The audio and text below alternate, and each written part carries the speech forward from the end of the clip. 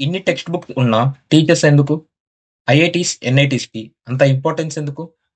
మాతాపితాతో పాటు గురువును కూడా దైవం అని ఎందుకు అంటారు? All is about mentorship. నువ్వు సొంతంగా ఏదైనా సాధించగలవు. కానీ దాన్ని సరైన దారిలో త్వరగా నేర్చుకోవాలంటే అందులో ఎక్స్‌పర్టైజ్ అయిన మెంటర్ గైడెన్స్ ఖచ్చితంగా కావాలి.